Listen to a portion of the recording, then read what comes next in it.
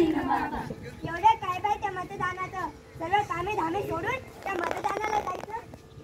हो, काम तर रोजचीच असते. आपलंही काम हवं असं वाटतं तर मतदान करायलाच हवं. मी तर बाहेर गावाला असतो, एवढ्याशा कामासाठी करायला यायचं आपल्या गावात. हो दादा, मतदान करणे हे आपले हक्क आहे. मतदानाचा हक्क बजावलाच पाहिजे. मतदानाचा हक्क बजावलाच पाहिजे. मतदानाचा हक्क बजावलाच पाहिजे. अगं, मी एकटीनं मतदान नाही केलं तर काय फरक पडणार आहे? असा विचार का करावा? मी मतदान करणार असं का नाही म्हणा? मतदानाचा विचार प्रत्येकाने केला तर मतदानाचं कार्य पूर्ण होईल का?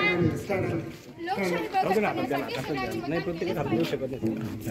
लोकशाही बळकट केलीच पाहिजे. लोकशाही बळकट केलीच पाहिजे. लोकशाही बळकट केलीच पाहिजे. अगं, मी तर आला नाही, त्यातलं मला काय कळत? काही काळजी नका करू मावशी. मतदान कार्ड सोबत ठेवा आणि मतदान अधिकाऱ्याला भेटा. तुम्हाला सगळी माहिती होईल. मतदान केंद्रावर भेट द्या.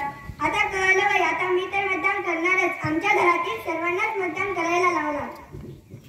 ज्यांनी वयाची 18 वर्षे पूर्ण केली त्यांनी सर्वांनी मतदान करायला जावं. आपल्याला जर हुकूम करायचा असेल तर 100% मतदान झालेच पाहिजे. कोणतेही काम असो अकाल, आधी मतदान आणि मग बाकी काम. आधी मतदान मग बाकी काम. आधी मतदान मग बाकी काम. आधी मतदान मग बाकी काम.